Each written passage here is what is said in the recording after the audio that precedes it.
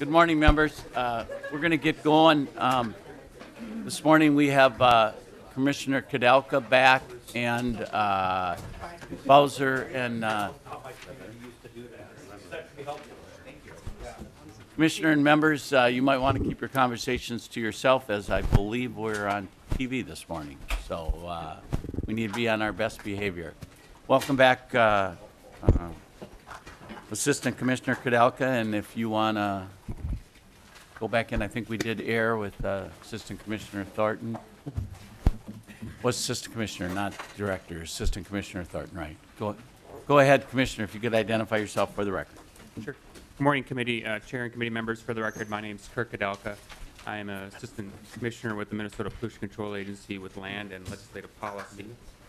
I'm just going to start up real quick again. We're going to take up slide 27 from the handout. Sorry, Commissioner. I have the minutes of January 21st. Representative Fisher, would you like to move those minutes? So moved, Mr. Chair. Thank you. Discussion to the minutes? All those in favor say aye. Aye. Opposed, nay. The minutes are adopted. Thank you, Representative Fisher. Excuse me, Commissioner. Go ahead. Continue. Mr. Chair and committee members, just real quick, here's our vision out of our strategic plan. Each of the slides before each of the issue areas comes from our strategic plan. Again, making sure our land supports healthy ecosystems and sustainable land use, which is really a nod towards our cleanup program. We talked earlier about our dashboard and a number of metrics that the agency uses, and this is one that you'll see on there, and it's about how we handle solid waste in the state. The legislature and the Minnesota Pollution Control Agency prioritizes how we handle waste, and the preferred or priority way is for waste reduction, reuse, recycling, and then composting. And once we've handled waste in that way, we are faced with a decision: do we send it to a waste energy facility or landfill? And we prioritize as a state a waste energy facility instead of a landfill because of the other benefits, energy production, and other outcomes. As you can see by the chart, our recycling rate is slowly moving up over the last 10 years. We're at about 48% when you combine organics and recycled materials, and a third of our materials are still going to landfill. Our concerns on this are not only environmental and public health because of landfill and long-term longevity of them, but also it's a missed opportunity in terms of economics. Currently, about 1.3 million tons of recyclable materials are thrown away each year, and they value over $200 million. To add insult to that, we pay over $200 million to throw away that money or resource into a hole.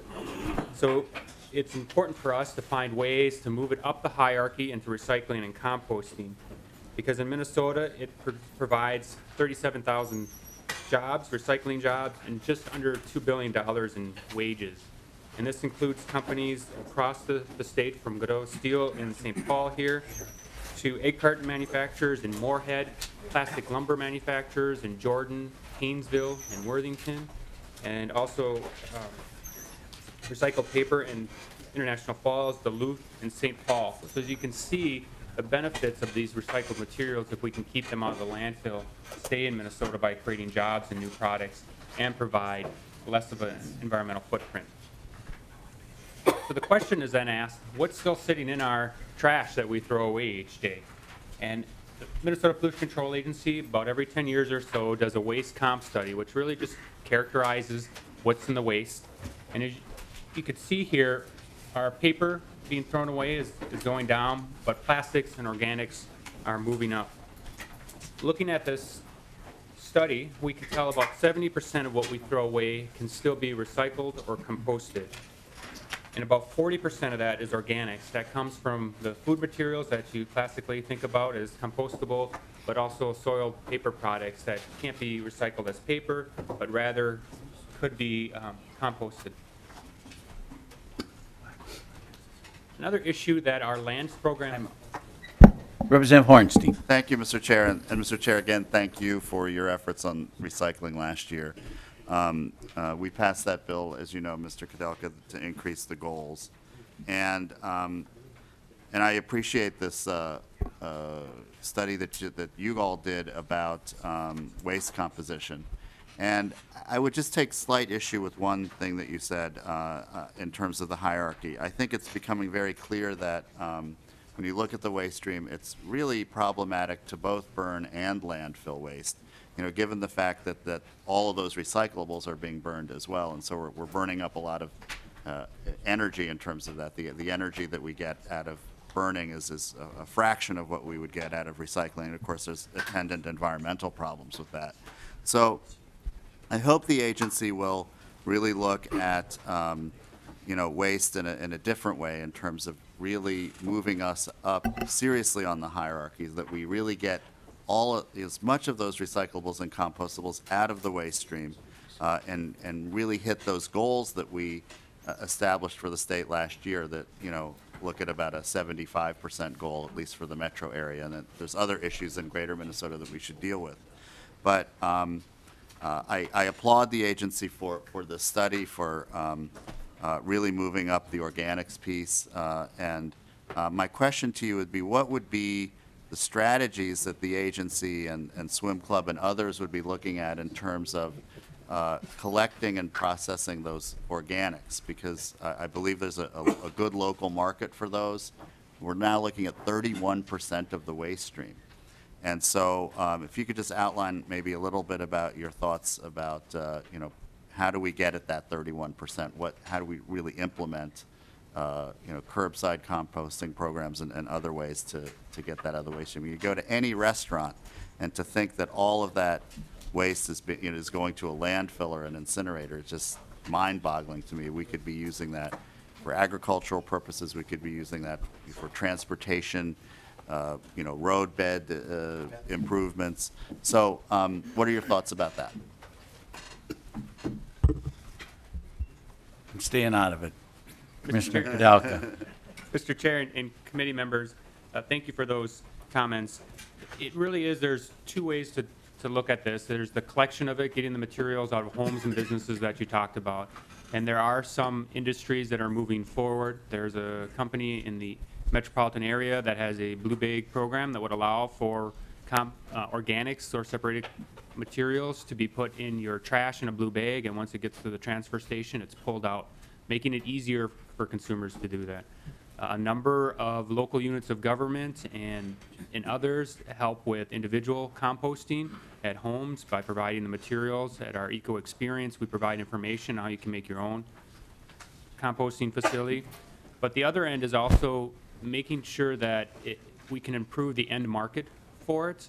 And the agency just completed its composting rules, which allow still for environmental protection, but allow for easier siting and creation of composting facilities. Under the old rules, there was two options. There was what you would do with all the trash you get, and then what you would do with yard waste. And we created a middle system that would allow for source-separated organics to be sited and operated in a manner that still protected public health and the environment, but would be easier because we know they don't have what's in the rest of the waste stream, because there are less potential pollutants. So removing those barriers are going to help.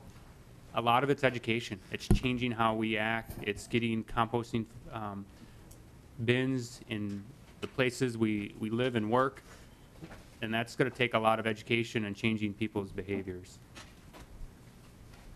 Representative Hornstein's done. Commissioner Kudelka, to Representative Hornstein's question, don't most of the facilities that burn waste sort out the recyclables? The ones I visited had a sorting prior to the actual burning. Is that not standard procedure? Representative Hornstein mentioned about getting the recyclables out instead of burning them. I was wondering about that.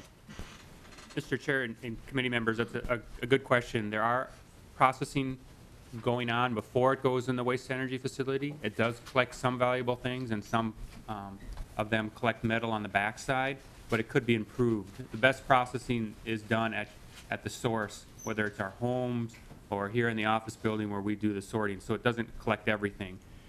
Our priority is getting it higher up the waste hierarchy. It's the recycling and composting. It's when that's not done and we're sitting with something in the trash can and it's the truck's got to send it somewhere, we prioritize waste energy over landfilling.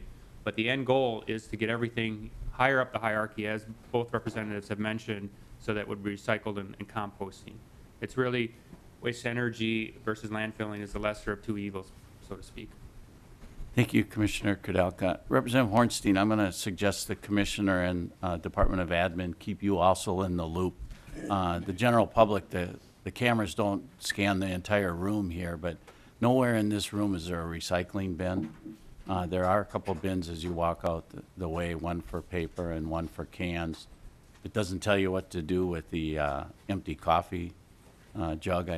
Last night I had the maintenance lady, great lady, stop and said, should I throw that away? And I said, absolutely not. I said, if it was in my garbage, what would happen? She says it stays in the garbage. It happens to have a number on it. I think it's number 4. I know the cover was number 4 because I happened to look at that to be sure the cover was okay to go. So we're going to, Representative Hornstein, at some time in the future, have some state-of-the-art cans somewhere in this room and in this building. And then after that, we'll have an opportunity to hear any bills that deal with recycling. To that point, Representative Hornstein. And Mr. Chair, after you implored the Department of Administration, our first meeting to do this, I did contact them. So they're certainly well aware of your concern and mine. So I really hope in short order they will at least provide these containers for our hearing room and perhaps others in the building, but certainly start here in room 5. Well, and Representative Hornstein, my concern is what is their plan for the Capitol reconstruction in the new Senate office building? Have we properly prepared those 2 buildings to go to? Commissioner Kudelka's building certainly has a much better rate than we do, and it's kind of sad that we actually are passing the laws here, and in this building, you actually, in this room, you have to leave the room to do any kind of recycling. So we're going to keep working on it, and my frustration, I'm holding it back this morning. There were a couple other people to this point. Representative Torkelson. Thank you, Mr. Chair. Assistant Commissioner Kudelka, you've got some percentages up there that are very interesting. Can you give me kind of a rough idea of what's happened to overall volume during that same period of time? Commissioner Kudelka. Mr. Chair and committee members, I will need to get back to you on those numbers, on As the overall in- volume of trash. But it's, I'll get Representative those back to you, Torkelson. but it's not going down if Thank that's you, what you're Mr. looking. Chair. It's not going down. It's going up dramatically. I assume population has an effect on that. Commissioner Kudelka. Mr. Chair and committee members, correct, population does have an impact on it, but I'll get you the numbers and the long-term trends for you. Thank you. And Commissioner, to that point, and Representative Torkelson, unfortunately, we're kind of stalled in about a percentage that we achieved decades ago, unfortunately. Now, granted, some things have improved and some of the waste has changed, but some percentages, unfortunately, aren't rising as fast as they could. And Representative Hornstein brings up the great opportunity in composting. So much of our stuff currently is going in the garbage that could be composted. And many of us that grew up with a family that had a garden, it was only natural to compost. So maybe we can bring some of that back. I bet Representative Clark knew about composting as a kid, no doubt about it. Interesting, we have a couple Minneapolis legislators interested in composting. Representative Hansen. Thanks, Mr. Chair. And my question's on a little different topic. I was watching, I think it was Mike Rowe's Dirty Jobs on cable, and they were tearing apart mattresses and recycling mattresses. And I was wondering if we have any programs or if there are any companies that are doing mattress recycling in Minnesota, because it would seem that that would be a huge volume if it's either going to the incinerator or if it's going to landfills. So do you, Commissioner, do you know if there's any mattress recycling going on? Mr. Chair and committee members. Commissioner Kudelka. Sorry, there are. There's one company in Duluth that does that. We would like more capacity in the metropolitan area. A number of states have passed product stewardship for mattresses. The industry has supported it, and they're working out the program in other states. We've been in communication with them, and as they work out the kinks in other states, They have expressed interest to bring it to other states, and we'll continue those conversations. Commissioner Kudelka, in anticipation of Representative Clark to this point, we both had some facial expressions when Representative Hansen talked about that. The folks aren't using their bare hands for this type of operation, are they? Mr. Chair and committee members, I'll need to get back to you, but Thank it is you. labor intensive. Yeah, please do. Representative Clark to this point. Thank you, Mr. Chairman. Actually, I had some experience with a company that was doing mattress recycling it was in southern Minnesota, and I can't remember. This is probably about 15 years ago. But there was an OSHA complaint because it is a very dirty business tearing apart those mattresses, and there needs to be, the workers who do it need to be protected. And, that certainly would be part, I assume, of any business doing it in Duluth or elsewhere now. I mean, that was quite a long time ago, but, and there are particular issues now with what's in mattresses that we need to be aware of. Some of the things that are put in mattresses by law, flame retardants that are endocrine disruptors, a few other things. Right now, we know we have a lot of bed bugs in a lot of our old mattresses. I mean, they're just things that it's the kind of work that needs to be done. We really appreciate the people who do it, and they need good health and safety protection when they do it. Thank you. And unfortunately, I cut off Representative Hansen. You weren't done. Sorry. And thanks, Mr. Representative Chair. Hansen. And the point on bed bugs is actually one of the reasons to handle mattresses Yes. differently, because you could stop that point of transfer by getting old mattresses and That's right. killing the bed bugs and not having them being transferred places. So there's a couple other reasons that, and that's a huge issue. So I'll be interested to see if the agency comes forward with industry on product stewardship. I know on the last session we had some other product stewardship proposals, so looking forward to see what the agency is recommending. Representative Newberger. Thank you, Mr. Chair. Commissioner, my friends on the other side of the aisle are going to probably be surprised, but I do have a question for you, and it's a serious question. When I go to the grocery store and I'm standing there at the checkout, I always freeze up because the person at the counter always says paper or plastic. So you're the main guy in the state. Tell me what to say. Commissioner Kudelka. Mr. Chair and committee members, you should be bringing your own reusable bag. Great answer. But to your point, paper over plastic. Commissioner Kudelka, a follow-up to that point. Assuming that either one of those is not going to go into the waste stream, do you know the answer to that, or do you want to get back to us? I mean, which of the paper or the plastic, if it's not going to go into the waste stream and it's going to be recycled? Mr. Chair, you're correct. There are recycling efforts for both. The recycling efforts for paper bags are more evolved and developed than plastic. Plastic film is still difficult. There's less places for you to drop them off, but also they can create havoc if they're put in the wrong processing facility or at a recycling facility, because they can start getting into the gears if they're just floating around. So you're correct, we can recycle both. It's just easier to handle paper than plastic, and unfortunately, too many plastic bags are still blowing around. Well, Commissioner Kudelka, and I respect that. Our carrier, the Tennis Brothers, want us to put all the, comes every morning in the paper. I get one this time of year because they're worried the paper's going to be wet. And so we bundle them all up. That's the way they ask them to be put in, many of them, and just push them together. Can you get back to us? I'm curious. I was under the understanding that if those are actually recycled that way, that there's a great percentage of energy recovery with that way. And I know that stores always encourage it because they must be substantially cheaper. I'm assuming that's some of their motivation. So if you could get back to that. To this point, Representative Purcell.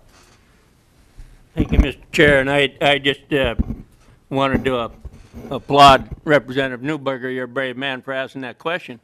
I also want to say and advise that in support of the timber industry in this state and representative of a lot of that, paper is the way to go.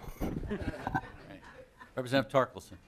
Thank you, Mr. Chair. Assistant Commissioner Kudelka, you know, we talk a lot about paper or plastic, but what percentage of the stuff that I carry out of the grocery store that ends up being in the trash stream, what percentage of that is actually in the bag that I carry out? Mr. Commissioner Kudelka, sorry. Mr. Chair and committee members, that's a good point. The packaging that we use is just as important as the bag. And so we really need to look at all the sources of it. And there are some companies moving forward to make their things in easier to recycle containers. For instance, a water bottle or that is much easier to recycle than a juice pouch. A juice pouch that I send my kids and others send to school with their kids aren't recyclable. So you're right. But there's more choices than just the bag we take the materials out in. Thank you, Commissioner Kudelka. And we will have this back before us, especially in the budget time. Representative Newberger. Thank you, Mr. Chair. Commissioner, one last follow-up question. What about these Mylar bags? Can you recycle those? What's the status on those? I mean, like the little juice bags that you poke the straw through for your kids, or the Mylar bags that your potato chips come in. Are those recyclable? Enlighten me. Commissioner Kudelka. Mr. Chair and committee members, each packaging is a little different, but a large number of juice container packages are not recyclable, those pouches. And so that is a concern, and that's something I know on a national level folks have been working on, including nonprofit organizations, to try to change that. Thank you. Continue, Commissioner Kudelka. One of the other large issues that the agency handles with under the land umbrella is our polluted sites cleanup. And one of the challenges that the state is facing that's relatively new is dealing with vapor intrusion. Starting in about 2009, the agency started looking at this issue for our Superfund programs and a couple years earlier on our petroleum cleanup programs. But vapor intrusion is a fairly new science compared to others. And what it is when there's a contaminated product, as you can see in our graph here, when the contamination gets down into the groundwater or into the soil, we would traditionally handle that cleanup looking at the soil, our people having interactions with it, and the groundwater. But we've now learned that a lot of the volatile organic compounds are actually volatilizing in gas form and working its way up through the soil and into our buildings, which is a concern that we had not had or known about previously. And how this affects a lot of sites is, so traditionally in an urban area, we would do the cleanup. If a contaminant got into the groundwater, we would first look at how is that groundwater affecting folks. If they're drinking off a drinking water system, they were being protected because they weren't putting a well into the groundwater. And then we'd look and see if it's spreading or if it's going to surface waters. And if we could contain it and do some cleanup, that's where we'd end up being. However, we now realize that it also is creating this third problem. And an example of that is last year, or excuse me, a year and a half ago, is with the General Mills site in Southeast Como neighborhood, where we have gone back to an old site where we thought we were making progress on the groundwater and have learned now that there are more issues here. As a whole now, the agency is going back through all of our open cases, and that's where you see the bar chart on the top of the slide, where out of about 600 of our Superfund and other programs, we still have about half of them where we have concerns about vapors. And as you can see, we're working our way through there to make sure that we've handled it correctly and are protecting public health. This is also an issue with closed sites. We are also in the process of going back through those sites to make sure we are protecting the public. But this is a large challenge for the agency that's time and resource intensive. So the challenges that the land and waste area faces, we've talked about the first one already, and I'll go on to the next one, which is finding less toxic chemical options. We talked about cleanup, which is the most expensive part of our work. The best way to get at this is at prevention, and that's really helping using less toxic chemical options. And an example is spray booths, where if we can move to a water-based paint for auto body shops and other similar companies, they can not only save money, but find other advantages that helps them in their businesses and environmentally because of the potential there for other issues. The next one is Minnesotans are more conscious of what's in our food, but what's also in our products. when you buy a food at the grocery store, you can look, you can see the ingredients, you can see if there are various things as nuts and others if folks are concerned. But if you pick up an article of clothing or a toy, you can't tell which chemicals are in there. So consumers are looking for ways and avenues to get that information, and that's where the Department of Health, Department of Commerce, and our MPCA have been working to try to get more of that information out. And finally, we talked a little bit about vapor intrusion. And my commissioner is very fond of saying and ending presentations on what he once knew. And it's really a nod to that our understanding of contaminants is growing as we're able to measure things in smaller doses and we have a better understanding of what's happening. We learn more and have to constantly change not only our cleanup actions, but also how we put things in the products. And an example of that is TCE, trichloroethylene, which was a degreaser used and still used in many settings, but a lot of the cleanup properties across Minnesota have this in the groundwater. And recently, because of additional data on cancer, but also long-term effects for cancer, but also short-term exposure during developmental stages, whether it's young children or development, we've lowered the Department of Health has lowered the health-based standard for drinking water from 5 parts per billion to now 0.4 parts per billion.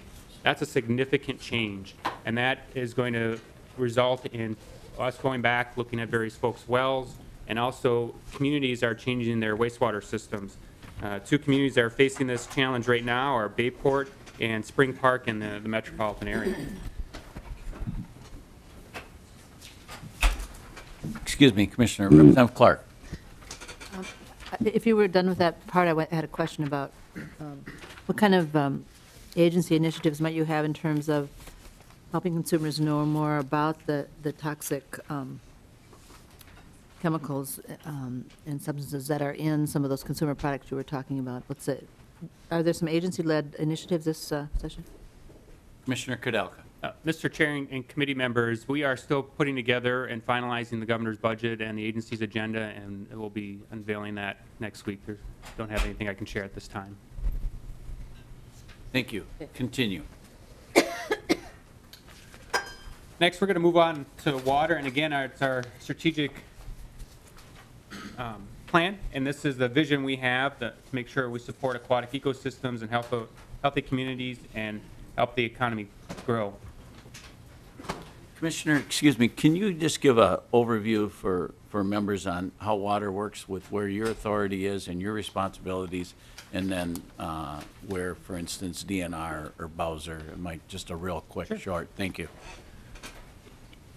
Chair and committee members, we'll do this on a really high level and we can get down to more details, but it's easiest to think about the MPCA dealing with water quality and surface water quality. When we're talking about and groundwater quality on a lot of issues, when we're talking about quantity, that's the Department of Natural Resources.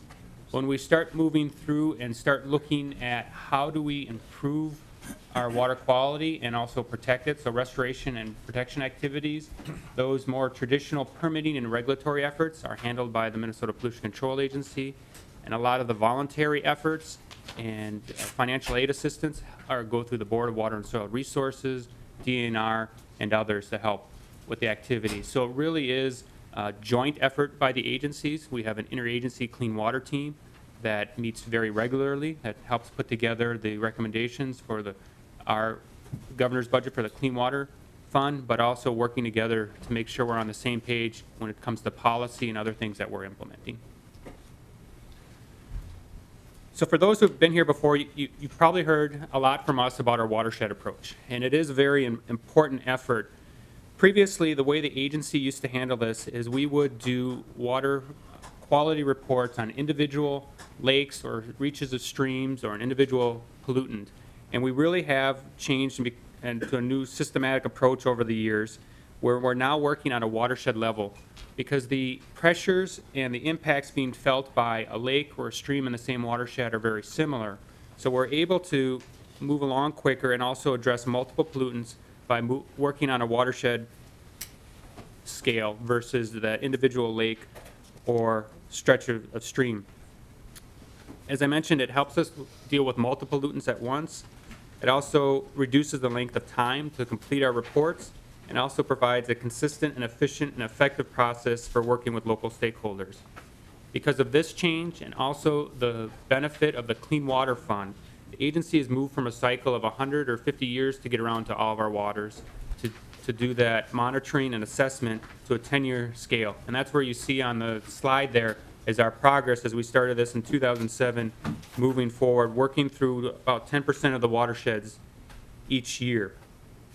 And this is part of our overall plan on how we handle water in the area. First, we do the measurement and assessment, which you see here, and then we work on planning. And one of our roles with that is our watershed restoration and protection strategies, otherwise known as RAPS, which really work and do what we are required to do under the Clean Water Fund, replacing the work of the TMDLs, which were the total maximum daily loads, which in a nutshell is a budget for pollutants in a certain body of water or watershed. But with the RAPS, what we've done is move to a system to be able to make sure the information is usable for Minnesota, so that it's more about improving the waters in Minnesota than necessarily getting the information we need to EPA. As part of that planning process, a number of strategies are outlined that could help either with the restoration or protection of that watershed. And then that goes to the local units of government, whether it's a watershed unit, a county, a city, or a soil and water conservation district, where they create water plans. And under leadership of the Board of Water and Soil Resources, which you'll hear about a little bit more, they're moving to a one watershed plan, so that they're working in collaboration and creating one plan across that watershed. So the state is now moving to a more systematic approach from state to local partnership and planning with dealing with water. And once we do that, we move on to the next important part, and that's the doing. And that's where on regulatory efforts, if it's a wastewater, municipal or industrial wastewater, we'll take that information and work that into our permitting. The same with stormwater. If it's voluntary activities, restoring stream banks or working on septic systems and also ag runoff, those are other programs such as Department of Ag, Board of Water Soil Resources, and others that move forward.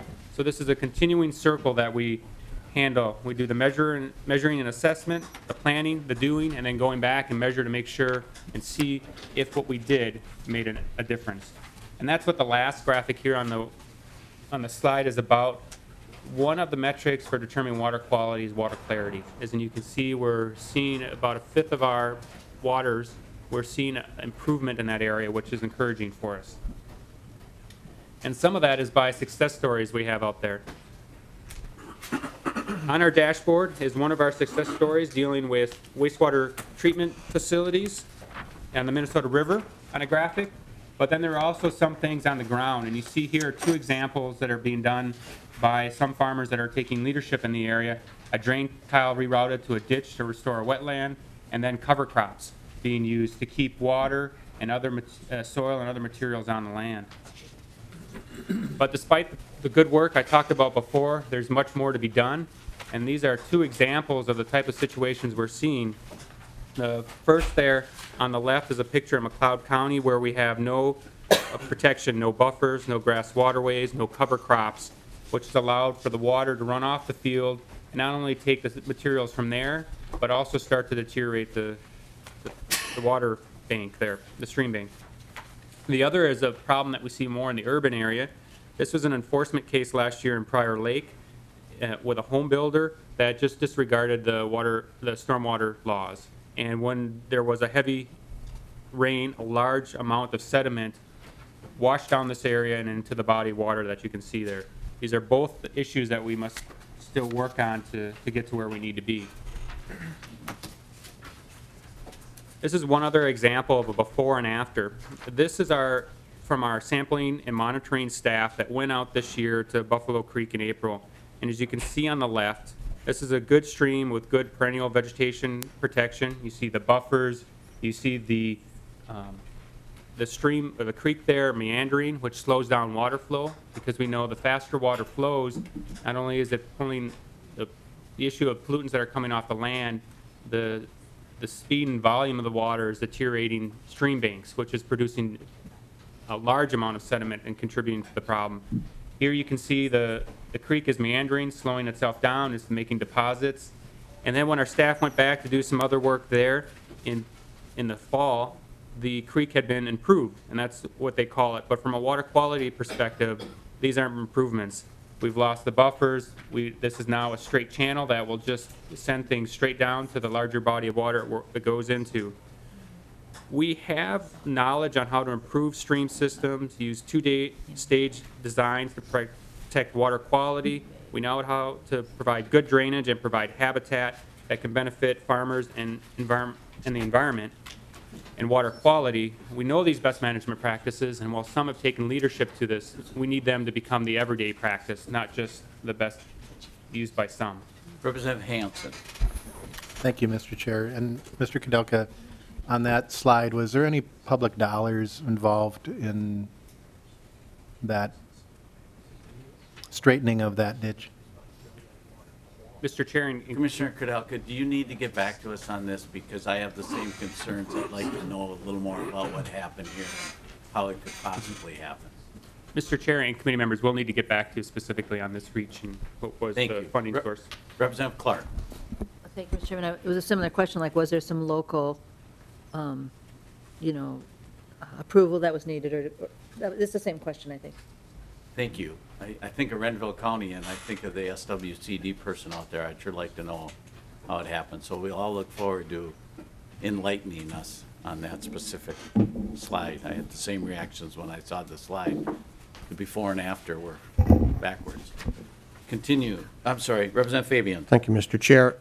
Mr. Kudelka, just for the benefit of the people who are at the table here, who has jurisdiction over these things statutorily? Where does the responsibility lie? I mean, I can understand why some of these things happen at the local level, but what is MPCA's role in this? Mr. Chair and committee members, I'm going to ask a colleague to come up, Galen Reitz of our watershed district, to help me out with that one. Mr. Reitz, if you could identify yourself for the record and answer Representative Fabian. Were you able to hear the question? Yes. Yeah, go ahead. Mr. Chairman, members of the committee, my name is Galen Reitz. I'm the director of the Watershed Division at the Pollution Control Agency. In this case, the local authority, this is actually a legal kind of activity of ditch improvements, and it's probably done under local ditch authority, which the benefited parties pay for the cost of the ditch improvement. I think our concern in this kind of situation is that we now have know of good design abilities to both make sure that water is moved, which that's the intention of these ditch improvements, but you can also do it in a way that can protect water quality in the design of how it happens, and this is an example that we wouldn't consider a good example of how water quality can be protected at the same time keeping the water moving off the land. Representative Fabian, follow up, and then members, we're going to have this wrapped up with MPCA at about 10 after 9 so that we can get through Bowser, but we're on track. Representative Fabian. I'll pass, thank you. Okay. Representative Fisher. Thank you, Mr. Chair. This is to Assistant Commissioner Kudelka. I was kind of, as we've been going through your presentation here on the water quality, I was looking at the dashboard that you provided us. And one of the things I was kind of picking through here on is you had a graph on here showing phosphorus release in the wastewater flowing in the Mississippi River or the Minnesota River, how that was reduced. But I didn't see anything really showing what was happening in phosphorus that's coming from non-point sources or what's happening with nitrates and sediment loads coming out. And are there certain measurements that we have to meet from the federal standards, and how are we doing on trying to meet those standards? Commissioner Kudelka or Director Reitz? Mr. Chair and committee members, this is one of the metrics. We have many metrics on this, and I'm going to turn over to the Division Director Reitz to talk about our nutrient strategies and some of our goals that address those points from Director. Mr. Chairman, members of the committee, what's shown in this slide, you're correct, is from the reduction in point source phosphorus And what we see is that we haven't really made improvements in terms of phosphorus from non-point to this point in time, and nitrate is going up significantly. And I think the good news is we actually have developed a nutrient reduction strategy that was initially driven by expectations of our contribution to the Gulf of Mexico and the hypoxic zone there. But I think our focus is really about protecting water in Minnesota, and then that will also result in improvements in the Gulf of Mexico from our contribution. But the nitrogen reduction strategy identifies what we need to do in the future to reduce nitrate and that contribution. And I think the good news is we have the technology, we have the knowledge, we have the best management practices. Some of it is focused on not over-applicating nitrogen fertilizer. That's kind of the first line of defense, because it saves the farmer from that loss of the nutrients they put on their fields. Once it's lost from the cropping system, it's a cost to them, it's a cost to the public if we have to clean it up. There are perennial vegetation is something that can make significant difference. There are technologies of bioreactors that can be put in that actually treat the nitrate before it goes into ditches or streams. So the knowledge is out there that we can change the direction of the trends. Follow-up, Representative Fisher. Thank you, Mr. Chair. One of my questions I had asked first time, I'm still looking for an answer to, is are there any higher regulations from the feds or anyone else saying that we have certain guidelines or goals that we have to meet in these areas? Director Eats. Mr. Chairman, members of the committee, from the federal government, the focus on hypoxia in the Gulf is really driving their direction to us in terms of reduction of nitrate. And so there isn't like an allocation specifically to the state. It's a request to the states to make every effort to reduce at this point. Follow-up, Representative Fisher. Thank you. So if I'm understanding what you're saying is that right now there is a request for us from the from the federal government to be doing a better job on managing these issues? Director Eats. Mr. Chairman, members, yes. Thank you, Mr. Chair. One other Follow-up, Representative Fisher. Thank you. One of the questions I would have then is I'm hearing you mention that we've got a lot of best practices that are out there that we're making ground on. There's a lot of technology, but yet we're getting more and more.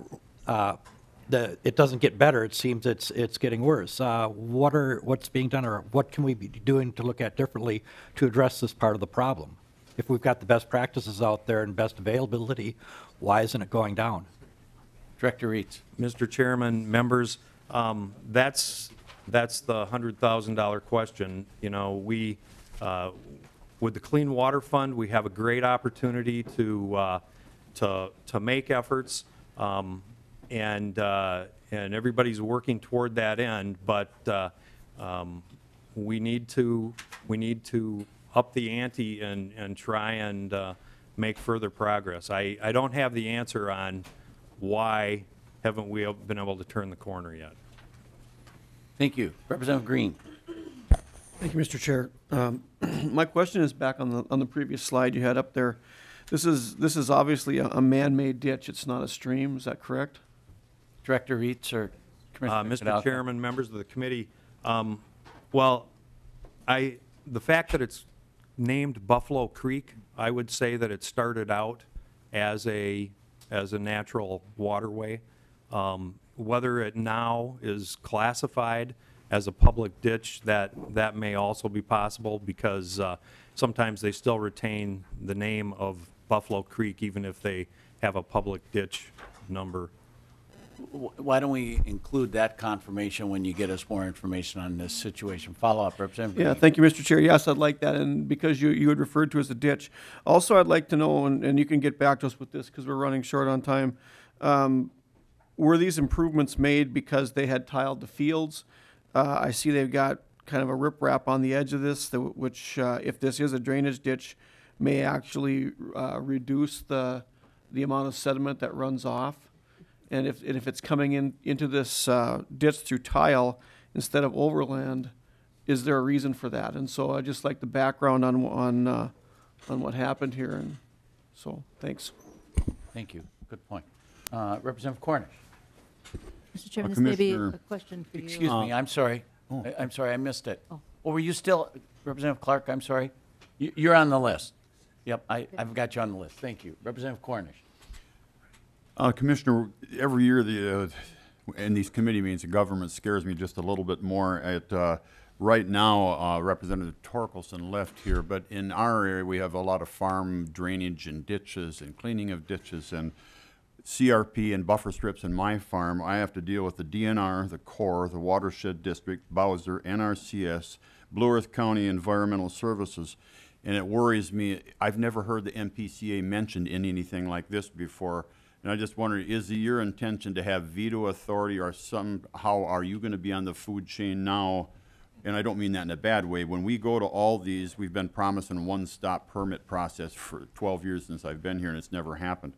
Are we going to add another layer on, will these people have to check with you before they engage in an activity like this? Is it going to be one more layer of government, or are you folks just in this because somebody asked you to be? And is it your plans in the future to be a veto authority over the local projects? If you Commissioner can? Kadalka. Mr. Chair and committee members, this is part of the work we do on the monitoring and assessment of water body systems, and a big part of our job is putting out there what we're seeing happening on the land. And while we have a lot of authorities in terms of regulated industries such as municipal wastewater or stormwater, industrial wastewater, some of this is done by local units of government. It's a partnership, and we'll work together with the other agencies on this. But this is what we're seeing, and one of the biggest ways that what we need is as Galen has mentioned, is changing people's behavior. And the best way to do that is to educate people. And that is one of our strong roles that we're doing here today. Follow up, Representative Cornish. Just back to the question, and are you going to be in the chain when we go in for buffer strips, ditch improvement, erosion along the riverbeds? Is the MPCA watching that, and can you put a stop to it? I mean, if you wanted to, do you plan that right now? Are you in it, or do you plan it for the future as being another layer that has oversight and can stop things like this? Even if it gets okayed from all these other places, but you see there's something wrong, do you have the authority to step in and stop it after it's been approved? Director Reitz or Commissioner Kudelka, maybe you could talk about the role the NPDES permits play in your current authority and how that works. I'm assuming this would have needed an NPDES permit, and you have some authority in regards to enforcing and watching those permits. The previous slides of the residential one in Prior Lake, and I can't remember the other flip side of it, looked to me both like they were NPDES permit investigations you made. Director. Mr. Chairman, members, in the case of if it would disturb over 5 acres, then there would be a requirement for an NPDES stormwater construction permit. And but if it's under 5 acres, then there isn't that requirement. Director Reitz, isn't it 1 acre? Isn't there? Yeah, it's 1 acre, actually. There's a nod in the audience. Cornish, a follow-up? No. Oh, okay. Representative Fabian. Thank you, Mr. Chair. Director Reitz, what's the definition of disturb? Mr. Chairman, Director Reitz. members, I think the definition of disturbed would be removing all the vegetation, construction activities,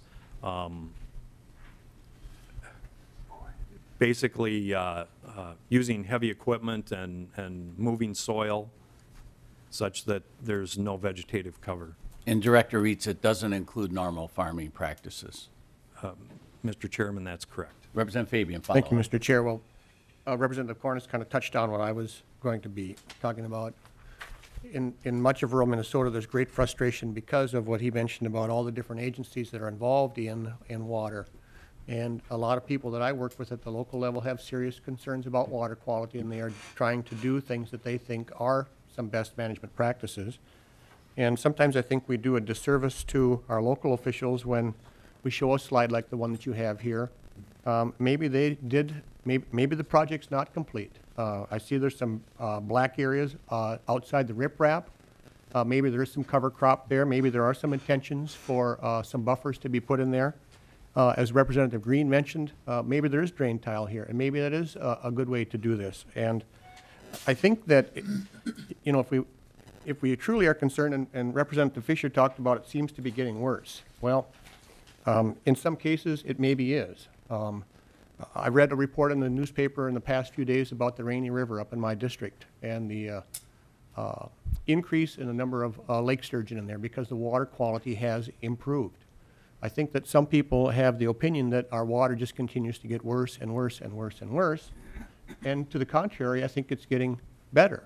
Can we still make some improvements? Absolutely. But I think that we need to make sure that as we move forward, we can't have 6 or 7 different agencies involved in this stuff. It's very, very frustrating to a lot of local people. If we could streamline the process, I think we'd get a whole lot more buy-in into all this stuff in rural Minnesota in particular, because you would make it easier to buy in. But now you get contradictory opinions. One agency says, yes, go ahead with the project, and this is a good way to do it, and the next agency says, no, you can't do it that way.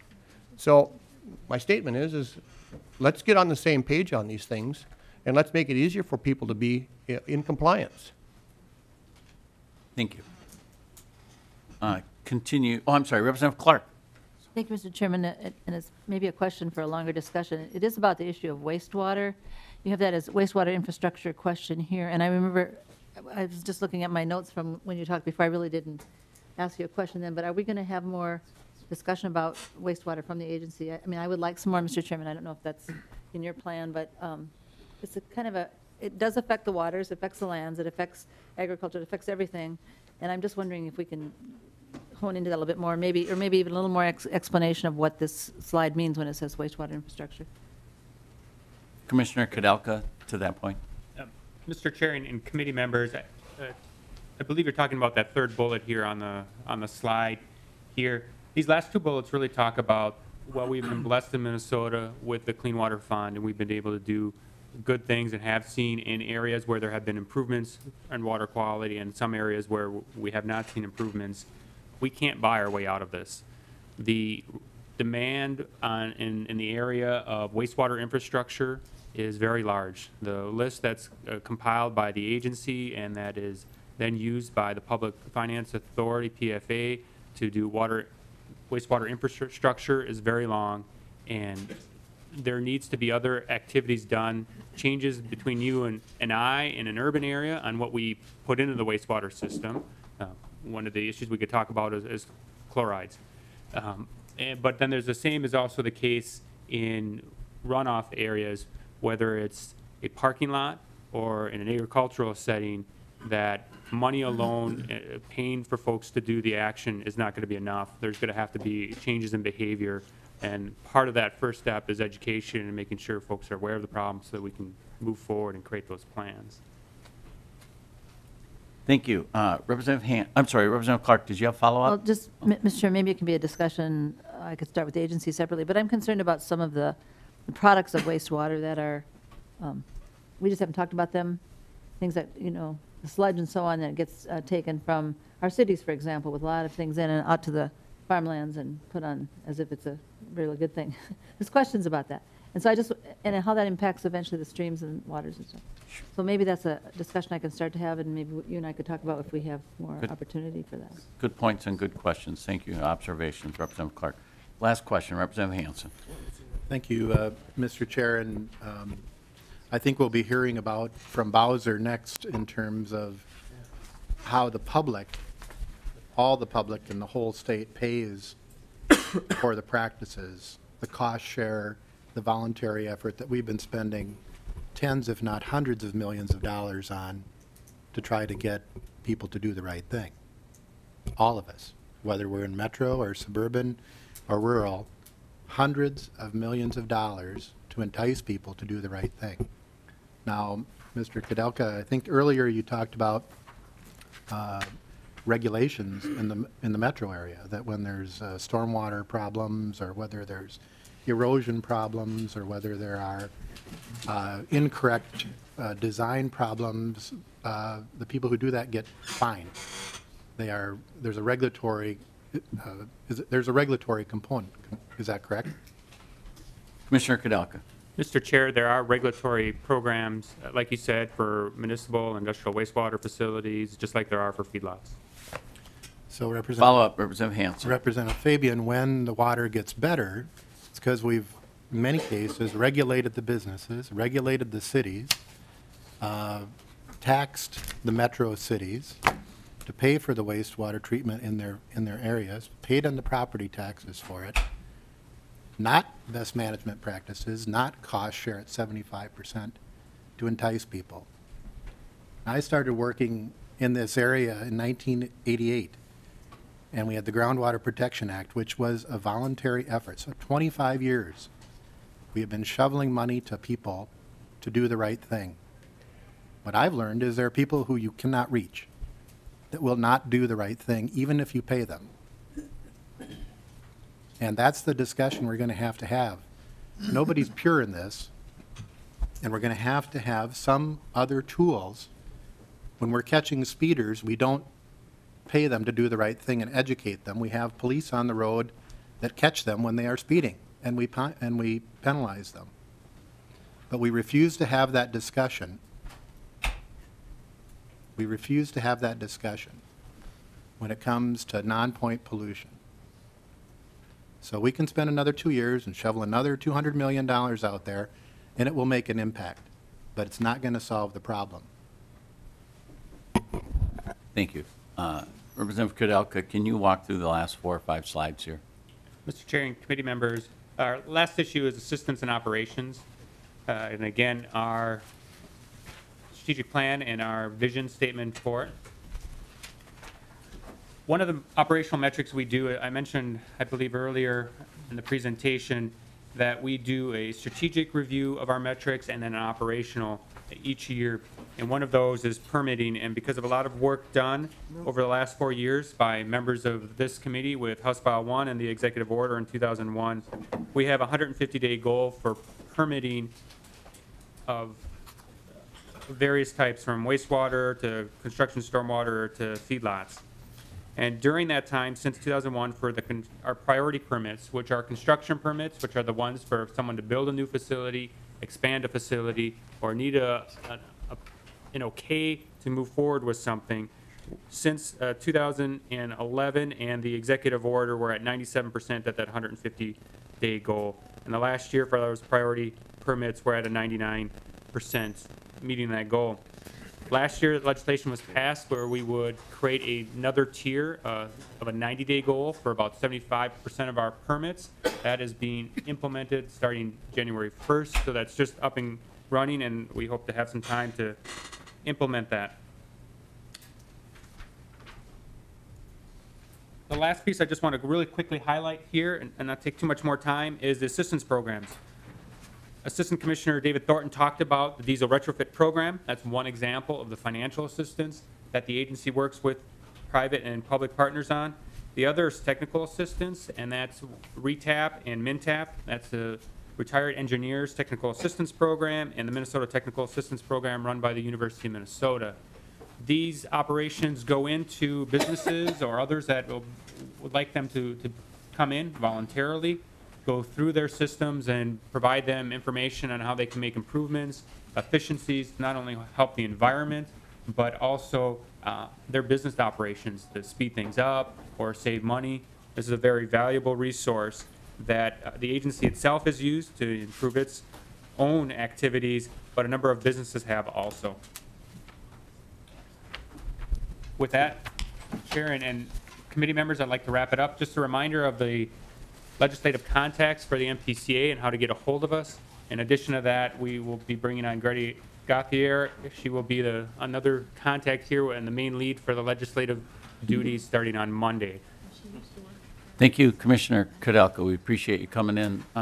Director Jaski, if you could come forward, and we'll move into the Bowser presentation for the rest of the hour.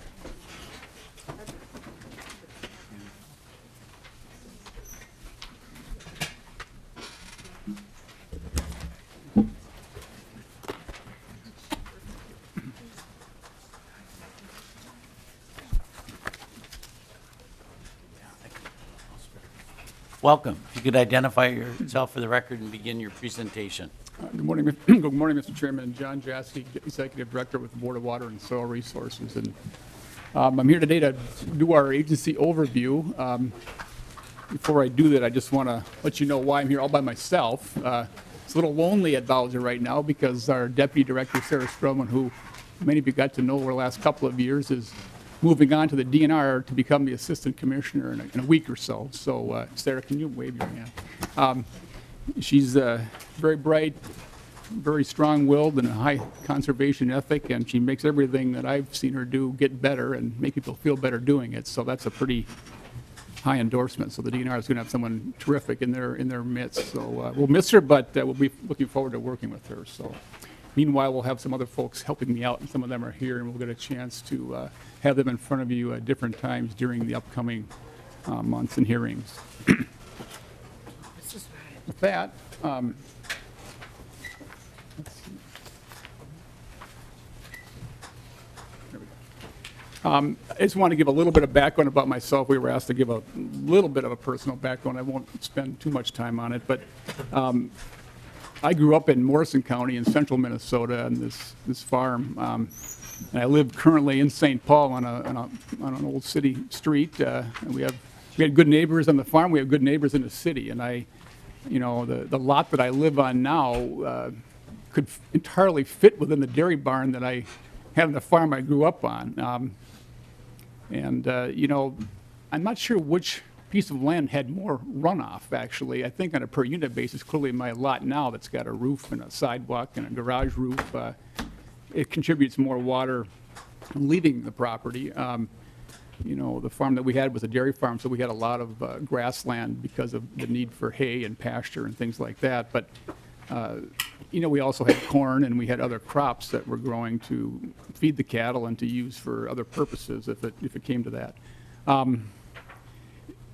The one thing that is different is that in the city, we do have the ability to manage water collectively more so because we have, a stormwater system that's been built and designed over years to do that, because the nearest water body to my house right now is the Mississippi River, and there's nothing in between because, 80, 90 years ago, all of that was eliminated when they built the infrastructure of the streets and the alleys and all of that. There's a stormwater pond, I think, on the St. Catherine's campus, but that's the only water you see from my house all the way to the river. So all that storm sewer, many years ago was retrofitted to some extent to treat it a bit more than it was. They used to allow all of the roof drains and so forth to go right into the storm sewer, the sewage treatment sewer, and they separated all that, of course, many years ago. But we pay a fee to the city to manage our stormwater as a city resident. We do also have a watershed district that includes part of the St. Paul area and many other parts of the state that also collects revenue through the property tax system to help manage that collectively. So different approaches are needed in different places because what the land is the way we got to work with it. My first job I think was really farm laborer number one because we had a dairy farm with, we also had sheep. And I was the eldest of 11 children, so we had lots of farm laborers. But of course, we all didn't like the labor necessarily, so we always tried to find ways to get out of it by asking, my parents if we could do other things like, go fishing or go hunting or go play baseball and things like that. So it was good to have a team approach because if one of us wanted to do something else, we could maybe talk the other one into trading a deal and doing something fun while the other one did the work. But And we also had a horse, but the horse was not very helpful. In fact, one of the best memories of my childhood was when the horse left and the mini bike showed up to replace the horse, because we used to go use the horse to go try and corral the cattle, which the horse wasn't very good at, and we weren't very good at, working with the horse either. But the mini bikes worked much better. So that was a good day on the farm when we got rid of the horse and got the mini bikes. But I think Ms. Zipko would take exception to that, but. I think she might agree that, Mr. Chairman, that the horses don't bring any revenue to the place. They pretty much take it all away from the place that they're at. So. Proceed.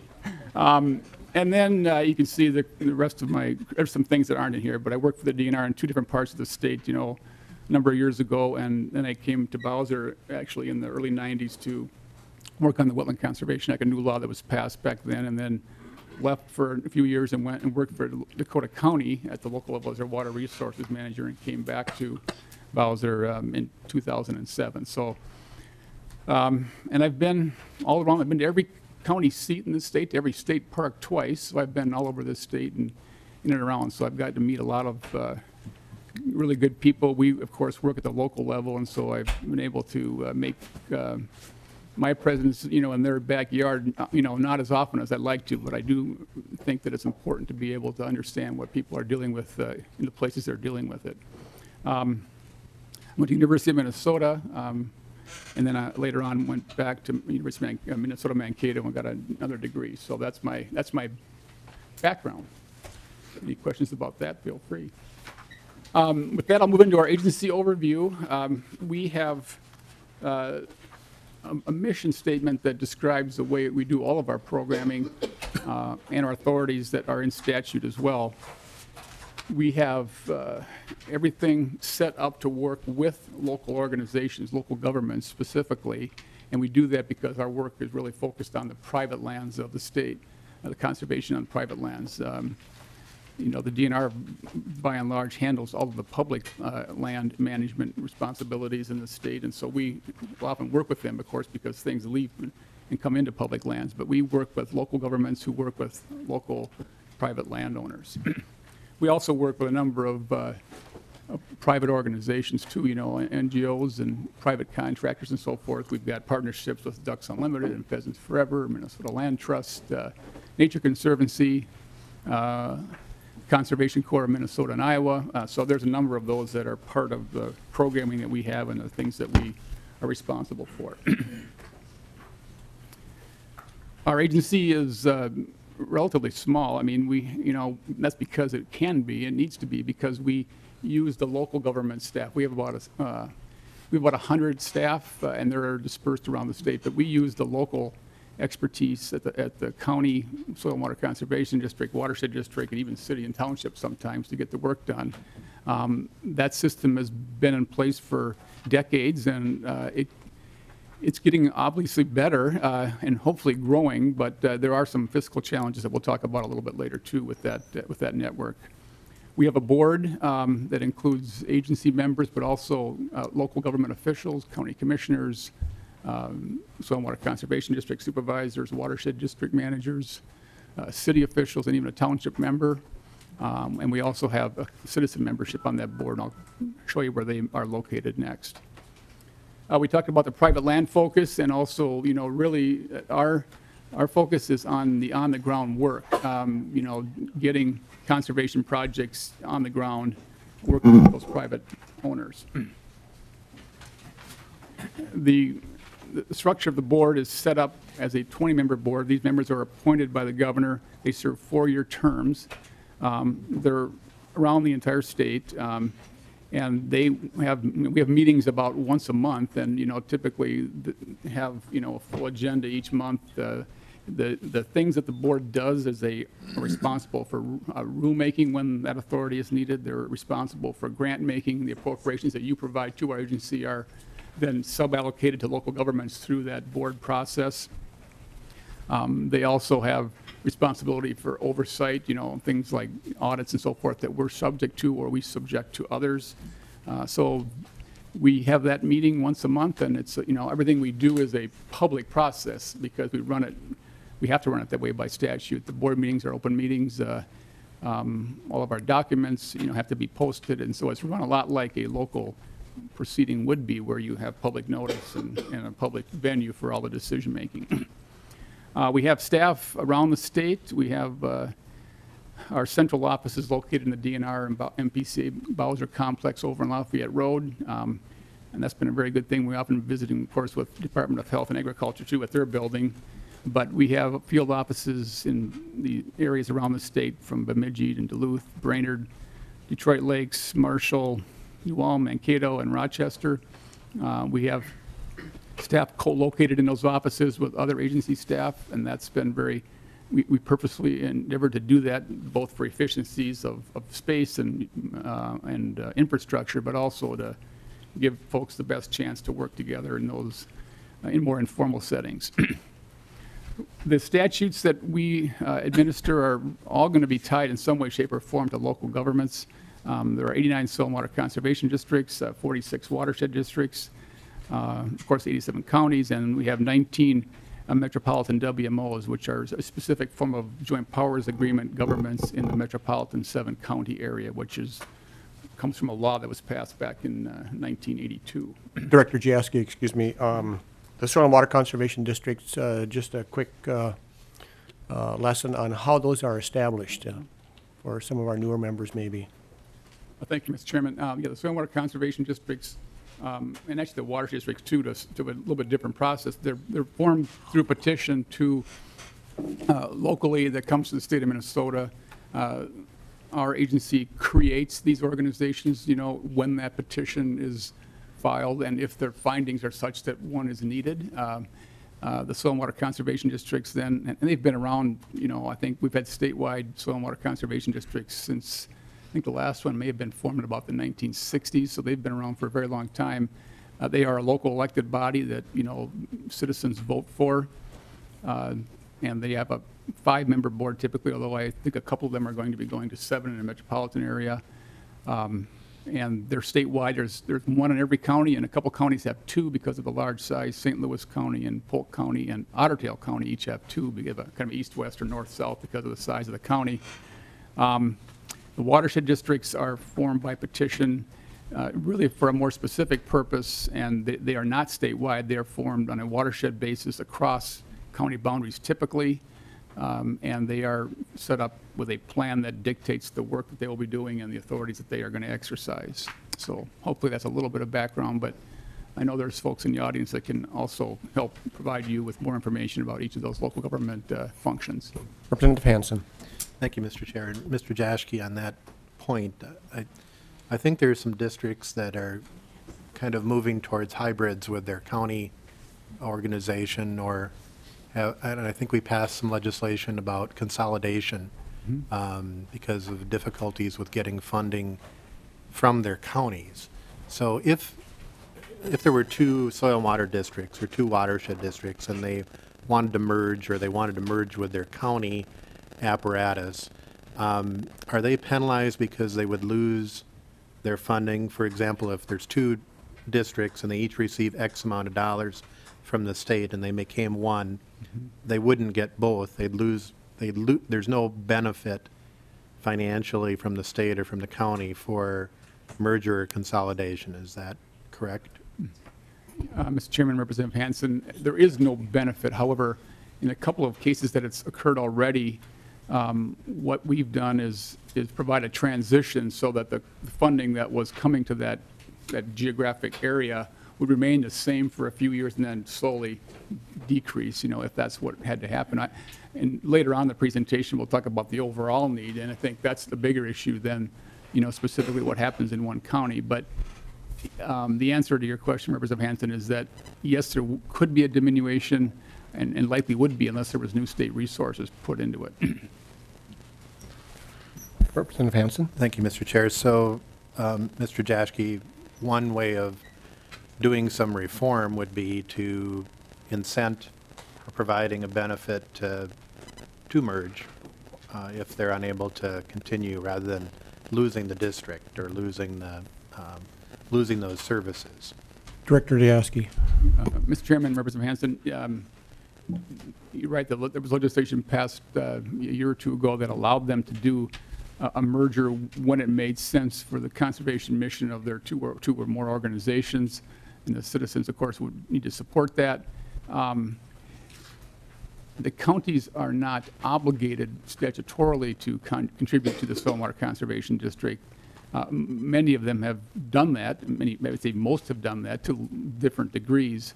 I think, again, I'll come back to my point a little bit later in the presentation about the combination of state and local funding that it takes to have the district operate because they don't have their own ability to generate revenue. So, and both of those have been declining is the issue. And so I think it's going to take both of those things to be improved in the future if we're going to have them be fully successful.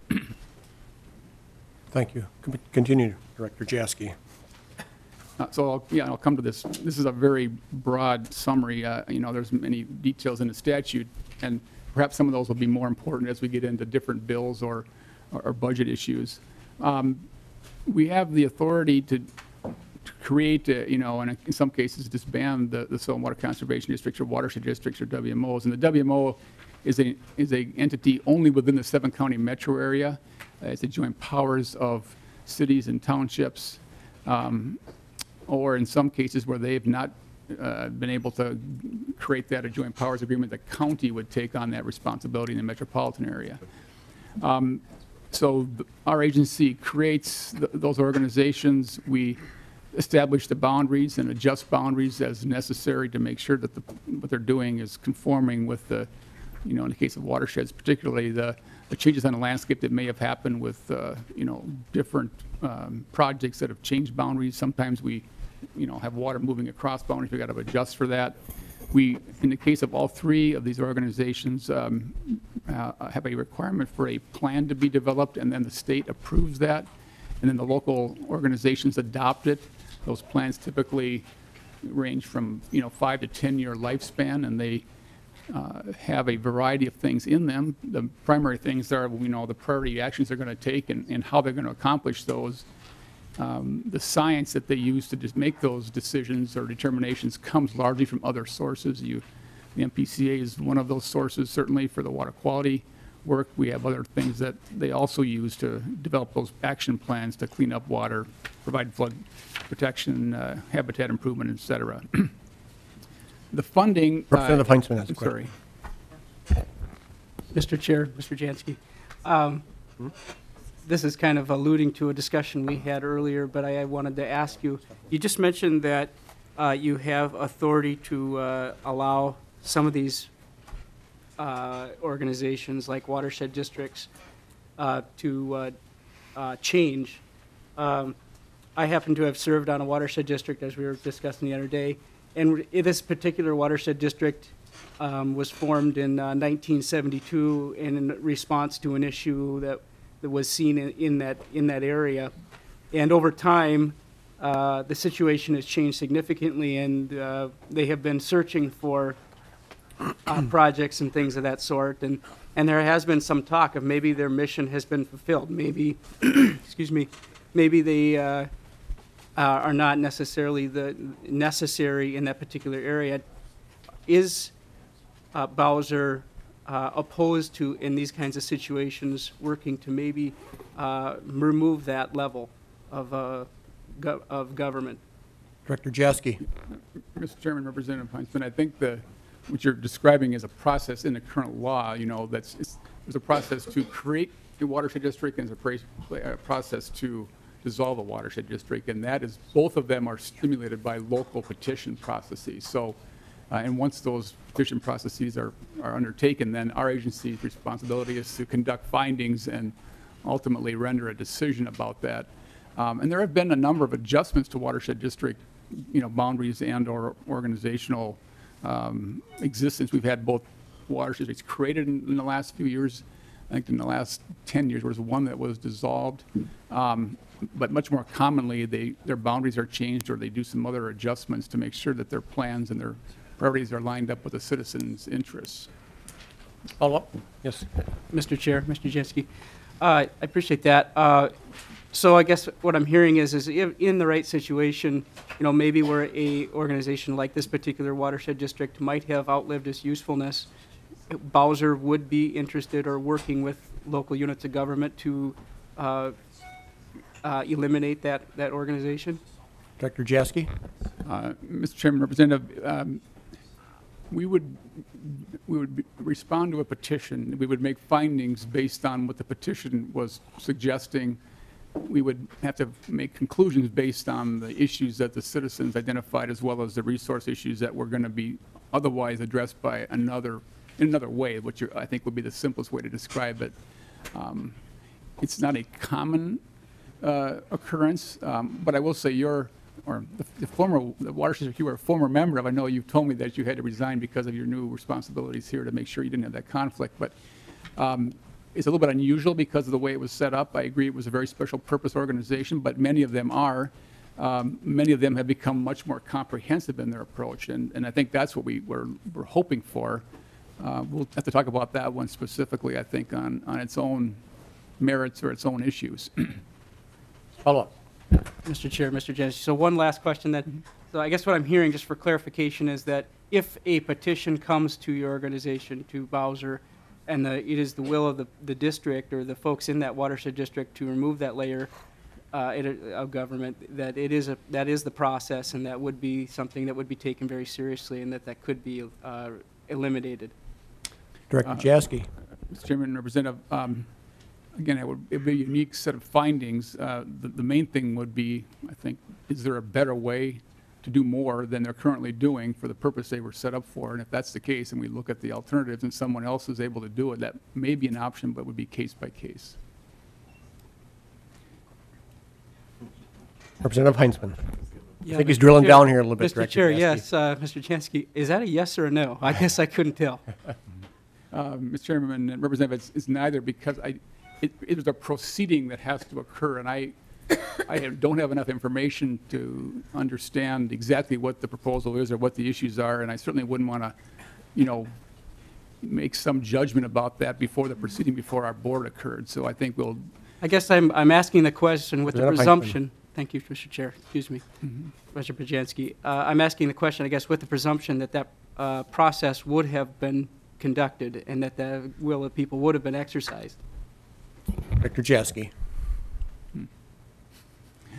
Mr. Chairman, Representative, again, because it's a legal proceeding that hasn't yet happened, I would like to just defer my answer on that to a point when I can get more information about that specific situation. Maybe I can come and talk with you about it, because I just don't know enough about I was just going to situation suggest to give maybe you an an answer. offline conversation would be good on this one. Thank you.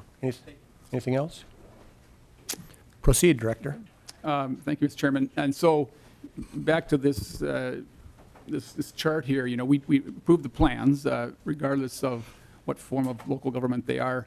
We'll talk more about how those plans are being built in another way for the future, at least the way we're anticipating it on a more of a watershed basis across the state. The funding, for these organizations comes from several sources, the state being a primary one for the soil and water districts, to some extent for the counties as well. And the watershed and WMOs, they get some state funding, but they also have the authority to generate their own revenue, which is, the base that they are using to leverage funding from other sources. We have a responsibility in statute to provide a performance assessment of local organizations that are doing water management. That statute came into being about 6-7 years ago. We've been doing that and posting those performance assessments on our website for now, I think, 5 or 6 years, and we've got a responsibility to get them all done within 10 years, and I think we're a little bit behind on that because of some funding issues, but we've been working on it methodically, and it's been very helpful because not only is the performance assessment provided, but there's assistance that comes with that, so it's a way to both evaluate and help, and it's been very, very effective, and I think not only dealing with a problem here or there, but more importantly, staving off problems that could have occurred otherwise, and I think that's been a good thing. We also have program oversight for a variety of things, which I'll talk about later, that all of these organizations are responsible for. I probably alluded to some of these things already that we have as the core functions. We do address soil conservation issues, and we'll talk more about that as we get further into the presentation. We talked about the private land focus. All of our programs are really aimed at that through local governments as the responsible party that works with those landowners by and large. The third bullet point here is really important because the resources the state has to bring to the work of the federal government or their resources or private sector or local resources is really, really important. Those plans that I mentioned that those organizations use to guide their work, they're looking for revenue from all these sources, and one of the best things they do is pull it together and get the things that are commonly sought by these different sources to be realized in singular projects or singular programs that they can deliver. I know Representative Cornish asked about, I think an issue with a drainage ditch or some such thing, but we do have the local conservation offices available for assistance to landowners, and they do that regardless of what the issue is. They'll typically be able to sort it out as kind of a one-stop shop, at least for information. The permitting might get more complicated in that, as he was alluding to. We talked about the water management programs that the local governments have, and I'll talk to you more later about the future that we're trying to get to on that. That's a little different than where we're at today. We have a responsibility in statute to resolve conflicts, and of course, it seems like around water there are a number of them. Some of them are explicitly handled through appeals. Some of them are handled through dispute resolution, which is a statutory responsibility of our board. And many, many, many more of them are handled informally at the local level by getting people together to understand something better and figure out a way to work through it. So that is something we spend a good bit of time on. The board is a venue for citizens and others to come in and raise their concerns. Sometimes they don't always, feel like they're successful because it's not something we can always do about every problem we're asked to take a look at, but the board is there for that purpose, and certainly the local organizations, the county boards, the soil and water boards, and the watershed district boards are also a forum for people to express their issues and ask for things to be done if that's what it takes to make a difference. The Wetland Conservation Act, we administer that again through local authorities and others. We'll talk more about that in a bit. And also, we do facilitate the drainage policies in the state. The project that was put up on the screen earlier is into that category, and I'm sure you'll get more information about that. But drainage and water management, have been for a very long time a separate set of things, and I think they can probably be put together a little better than they are for the future. And I think that's an example of what you saw in that picture. So some of our strategies, I'm going to just show you some pictures and talk. I don't even really have a script here, so if I screw it up, I guess we'll have to correct it. But this Remember, is you're being recorded too. Well, I've been known to make a mistake. We all are, for that matter. Mr. Chairman, so this is just one example. I'm going to show you a couple of examples, and I can, these are real places here in Minnesota, certainly. But if the picture in the background is an aerial image of a landscape that's had additional tile line installed, and all of this is legal, right? It's happened many places long ago, and it's happening in some more places today and tomorrow. You can see there that tile pattern has been designed so that it avoids this wetland area. That's required by state law. It's also required for, in this case, a landowner that's an agricultural producer to remain eligible for federal farm program benefits. So we've got procedures we've worked out with USDA to try and coordinate that. Now, one of the challenges, of course, is that the USDA data is private data, so we have to work through the landowner to get it, or they have to authorize us to have access to it, because otherwise it's not available to anyone other than the producer. In this case, this is moving water off the land more effectively, and the reason for that, of course, is there's proven yield increases for that, right? That land is more predictably able to be cropped, and does that means that there's more water going somewhere else, and so that's some of the things that we're trying to figure out, ways to address. And by and large, we know how to do it. If we're going to plumb the landscape a bit, we have to build some places in to do storage and treatment. And here's an example of a wetland restoration that was built, not right immediately on this site where the tile lines are going in, but we're able to hold water, to get water quality treatment, to get flood control benefits, to get habitat benefits, And where we put these wetland restorations is really in places where it's the most marginal land for anything else. I mean, it's the soil that's not good for production. It's the low part on the landscape. And we do that by and large, by doing conservation easements to, buy the land rights to hold the water here. And we have to make sure that all the tile lines and anything else that's coming into this are going to still be fully functional, because it's a legal responsibility to make sure that people have the right to move their water around as the current laws allow. So, moving the water off the land is important, but holding water on the land in critical places is also really, really important to make sure we're not causing harm downstream. As I mentioned before, we do this, with our local government partners, because they spend time literally in people's yards, in their houses, on the hood of their truck, trying to talk to them about what's possible. And a lot of this work is done and can be done voluntarily, not all of it, mind you, and there's going to be cases where, we have to look at other alternatives. The picture on my left, I guess yours too, is a Conservation Corps. One of the programs that we've got is set up with the Conservation Corps to get these young people who have an interest in this work to, kind of be mentored by others who are doing the work or have done the work for a long time. And I don't know if Len Price is here or not, but we've worked with him and his organization to get these people doing real work on real projects with somebody who's done it before, so they can be our future to help a lot of this work get done, down the road, because we got a long future ahead of us in conservation. The picture in the lower right that's a ditch project. What they're trying to do here, or they are doing with the contractor there, on the left, and the local government person on the right, trying to install a controlled drainage system so that, with more technology, we can allow the water to move off the landscape when necessary, but also to hold more water on the landscape in the soil profile when it's needed, or when it can be more slowly released downstream, so that we get the sort of the best of both worlds. Now, that technology is still in evolution. Putting it everywhere overnight isn't going to be possible, but more and more of that is something that we've seen designs, techniques, approved practices to accomplish those multiple benefits.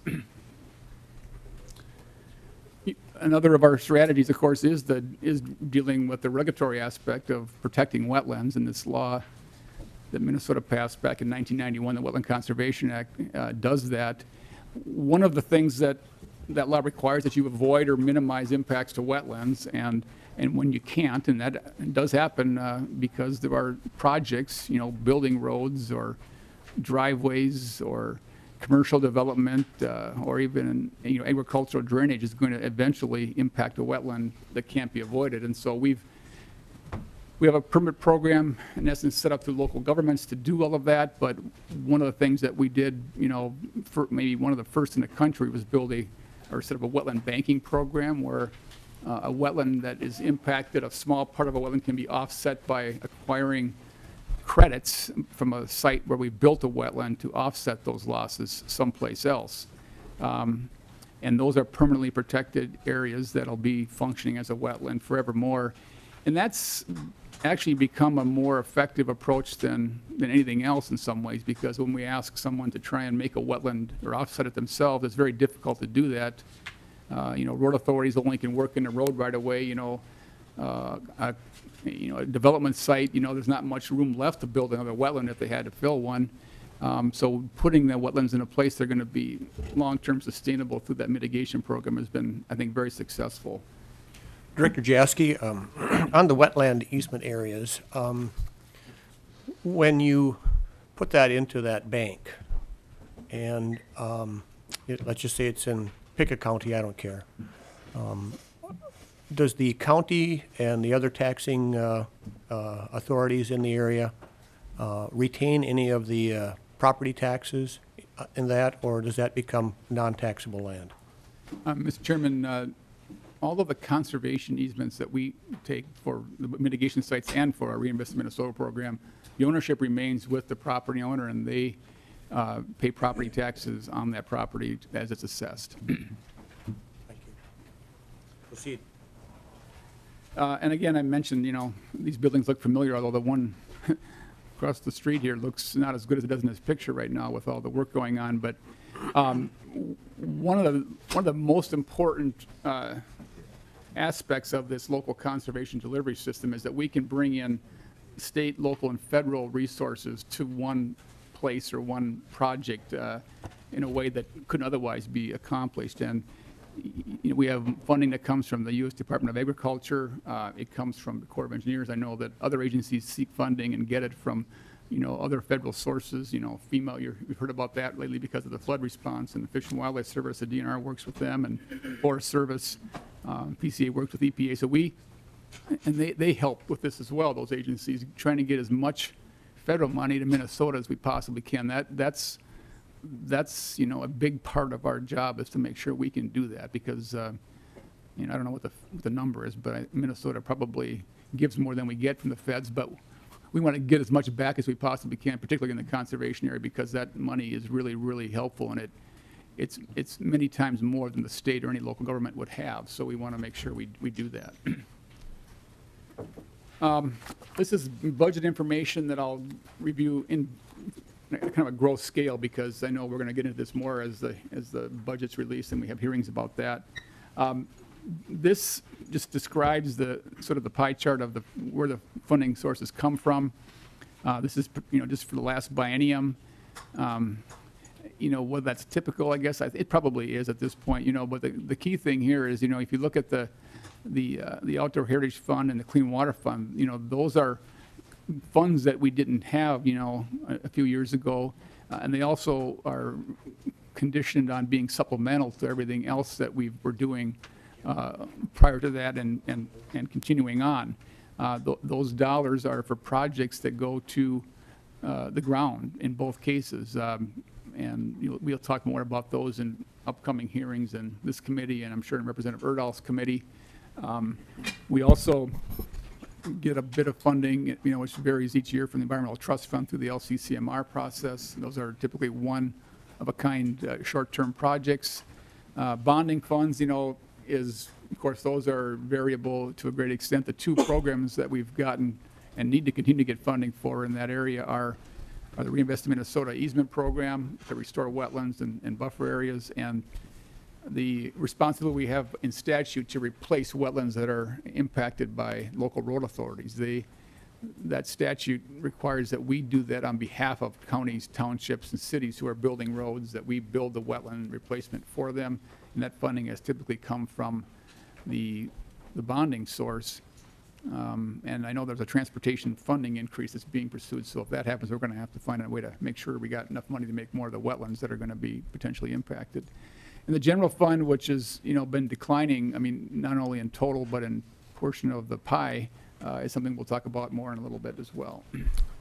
Representative Hancock. Thank you, Mr. Chair and Director. You had mentioned that on the conservation easement that remains taxable to the counties. I'm sure it's dependent somewhat on what land was mitigated, but in general terms, are the tax rates on the wetland bank, do they remain sufficient to reward the counties in that sense, or are they diminished? Director Jaski. Mr. Chair, Representative Hancock,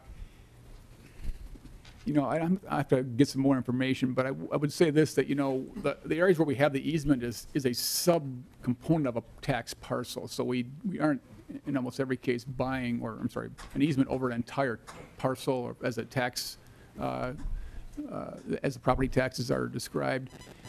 I think it can go both ways. It sort of depends on what we started with. If you had a piece of land that was marginal but attempted to be cropped, for example, and now it becomes a wetland, what the differential is, I wouldn't be able to tell you. Each assessor has their own method now. They take direction from the Department of Revenue, certainly, on that. But because they're almost always sub-components, they're strips along a river or they're a wetland in the middle of another larger tax parcel, it's pretty hard to tease out exactly what the change is. But we can come and talk with you more about that and how we've seen it work in a few examples, but I don't have that information real handy with me, so I'll come speak with you about that. Representative Hancock. Director Jaski, too, I'm kind of curious on that issue. So Representative Hancock has some land. He decides to enroll it into the wetland bank easement program. He continues to pay property taxes. What does he get for income out of that 100 acres or whatever it was? Mr. Chairman, the way it works on the wetland banking program is a landowner voluntarily decides they put a wetland back, and then they are becoming basically a wetland banking credit entrepreneur, and they sell credits to those who need to buy some. And what the state does is we set up that's basically a brokerage, but we don't have anything to do with the price. That's between the buyer and the seller. All we do is provide a listing of those who've got credits available on our website with the contact information they've given us. And then people who are looking for credits go and they contact those individuals and say, you know, I'd like to see what you have for wetland credits of this amount, and then they make a deal. And we actually have no information about that deal. They can trade money, they can trade property, they can trade, you know, anything they want to make that deal happen. Representative Hancock. Thank you, Mr. Chair and Director. So if I were to have the bank and I take my farmland and turn it into a wetland and sell the credits off, at that point my income is diminished to the point if I sold off all my credits and I'm still paying a tax on that. What would be my incentive to continue to pay the tax if I can no longer receive income off the wetland? And in those cases, how much of that then becomes tax forfeit land, and where does that land go to then? Director Jaski. Mr. Chairman, Representative Hancock,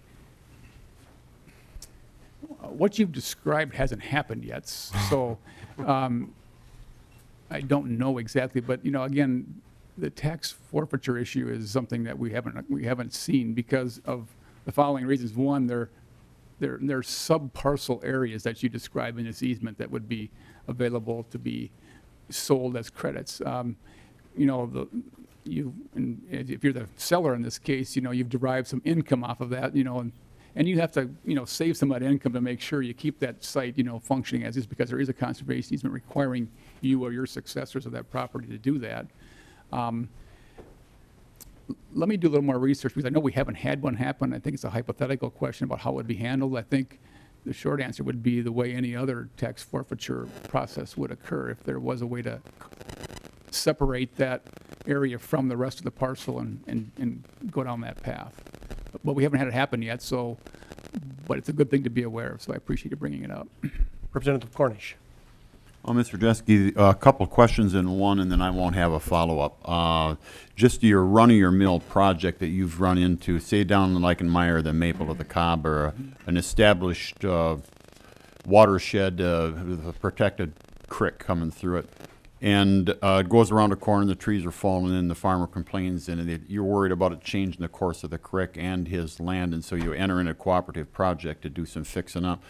How many agencies right now in that hypothetical do you think would be involved that would have to give the okay, is the first part of the question. And then over your years that you've been in this job, have you noticed less or the same or more involvement higher above your head? And in fact, your agencies having to go for okays like to the Corps or MPCA or EPA finally? Director Jaski. Yeah, Mr. Chairman, Representative Cornish, let me answer the last part first. I think it's been about the same, actually, but what's maybe confounded it a bit is a couple of things. One is, you know, there's been some court cases, Supreme Court cases in particular, that have changed the definition of, you know, waters of the U.S. to some extent, and that's the federal side of it, so it's more uncertain as to what their jurisdiction is. There's no more jurisdiction, it's just more unknown about when they will exercise it because of those Supreme Court cases. On the state side, I think it's probably about the same as well. There's been no new laws or rules passed that would require any additional permitting that I'm aware of, although, you know, there's been some federal responsibilities handed to PCA regarding stormwater and construction site that have evolved over the last, you know, 20 years. In the case you described, I got a mental picture in my head of the place you're describing in your district, but it was in a public water, and it was, it was going to involve some form of excavation. The DNR would have to approve that. If it was in a public ditch, then it would be the ditch authority basically allowing you to do some maintenance. Those are fairly easy to determine because in each county there's a map that defines public waters, and there's a ditch map that also defines where those ditch responsibilities begin and end. So I think overall I would say it's about the same, although I think more people are paying attention to it. I think I will give you that list you described. More people are aware of these things and perhaps have comments about them, but the authorities I don't think have changed very much. Director Jaski, hopefully you have Tuesday morning reserved on your schedule because we'll continue then. Mr. Chair, Anything I'll else be back. for the benefit? We're adjourned.